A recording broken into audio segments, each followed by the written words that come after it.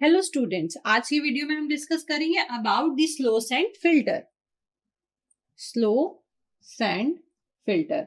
So in the earlier video हमने देखा कि स्लो सैंड फिल्टर क्या है। It is a type of gravity filter जिसमें कि वाटर फ्लो करता है डाउनवर्ड डायरेक्शन में अंडर द ग्रेविटी। तो उसका फर्स्ट टाइप हमारा ग्रेविटी फिल्टर का है स्लो सैंड फिल्टर। अब ये जो है this filter is the first filter जिसे कि वाटर प्योरिफिकेशन के लिए यूज किया गया था।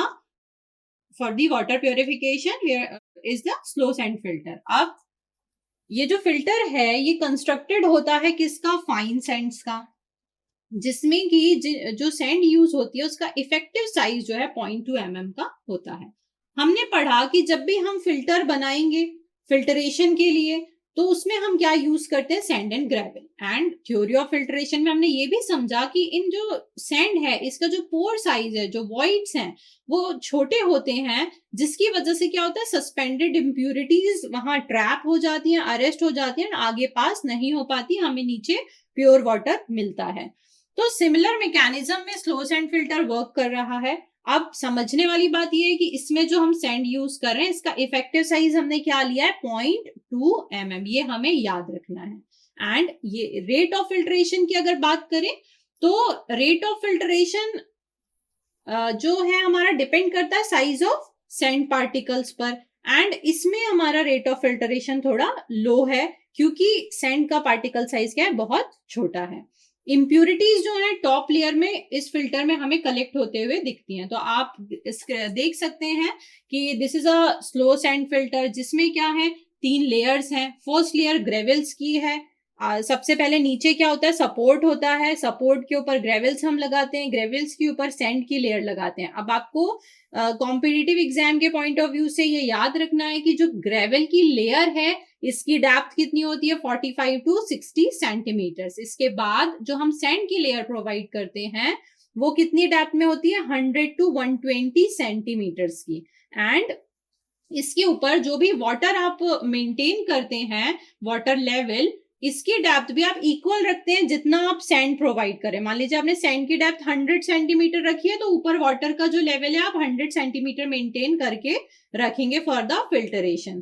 तो इस तरह से 100 to 120 centimetre depth for sand and उसके ऊपर वाटर भी आपका 190 टू 110 सेंटीमीटर तक आप हेड जो है मेंटेन करके रखते हैं। इसे हम क्या बोलते हैं? Head of water.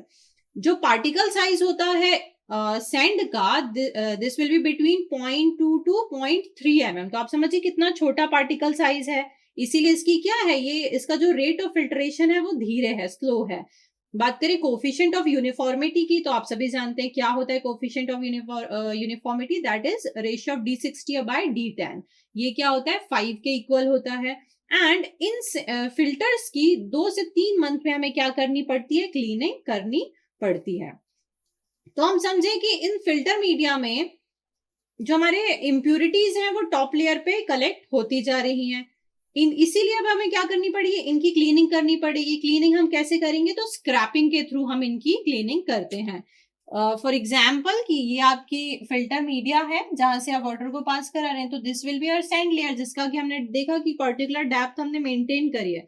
तो इस सैंड लेयर में क्या होगा? इम्प्यूरिटीज एक्यूमुलेट होंगी। तो जब हम क्लीनिंग करते हैं तो स्क्रैप करके इसके अपर पोर्शन को हटा देते हैं। लेयर जो है टॉप लेयर उसको हटा दिया जाता है और हर 2 से 3 मंथ में इस टॉप लेयर को हटाया जाता है। इस तरह से इसकी क्लीनिंग की जाती है। इसकी जो रिमूवल एफिशिएंसी है दैट इज हाई। हमने देखा D10 हमें इंपॉर्टेंट क्या है कि हमें याद रखना है कि D10 इसमें 0.2 से 0.3 mm के बीच में होता है, which is a particle size of sand. And CU जो है that is 5 according to the government of India manual. That is a coefficient of uniformity. Depth of tank की बात करें तो कितनी डेप्थ होती है? 2.5 से 3.5 के बीच में हम इसकी डेप्थ मेंटेन करते हैं। प्लेन एरिया हम देखिए स्लो सैंड फिल्टर के लिए तो ये रिक्वायर्ड होता है 100 टू आपका 2000 1000 to 2000 metre square. Slow sand filter में हम देखें कि जो फिल्टर मीडिया हमने देखा कि हमने क्या लिया? सैंड लिया और नीचे इसके ग्रेवल लगाए और नीचे हमारा सपोर्ट सिस्टम होगा। डिजाइन लाइफ की बात करें तो इसकी डिजाइन लाइफ कितनी होती है स्टूडेंट? एक slow sand filter 10 to 15 years तक हमारा हमें आउटकम देता है। The important point is rate of filtration. Rate of filtration. Why I am calling it important? Because आप जब डिजाइन की प्रॉब्लम करते हैं, आपको अगर क्वेश्चन आता है कि डिजाइन करिए स्लो सैंड फिल्टर, तो ये रेट ऑफ फिल्टरेशन आपको वहां पे कंसीडर करना पड़ता है. तो ये कितना होता है? 2400 से 3600 लीटर्स पर मीटर स्क्वायर पर डे. मतलब एक दिन में 2400 लीटर्स पर मीटर स्क्वायर. पर मीटर स्क्वायर मतलब पर मीटर स्क्वायर कितना यहाँ पे वाटर क्लीन कर पा रहा है? 2400 से 3600 लीटर्स पर डे. इतना वाटर पर मीटर स्क्वायर में ये क्या कर पा रहा है? ट्रीट कर पा रहा है. तो ये रेट ऑफ फिल्ट्रेशन हमें अज्यूम करना पड़ता है समटाइम्स, तो हमको ये याद करना पड़ेगा कि इन बिटवीन हम वैल्यू कंसीडर करते हैं. और एक और चीज है कि जब क्लीनिंग होती है, जैसे मैंने आपको बोला इसमें हमें क्लीनिंग रिक्वायर्ड होगी, तो हम 2-3 मंथ बाद इसके ऊपर के लेयर को स्क्रैप करके हटा देते हैं. अब जब क्लीनिंग के बाद हम वाटर को फिल्टर करते हैं तो 24 to 36 आवर तक हम उस वाटर को यूज नहीं करते हैं, बिकॉज प्रोबेबिलिटी होती है कि उस वाटर में बचे हुए हमारे क्या होंगे? इम्प्यूरिटीज नीचे पास होंगी.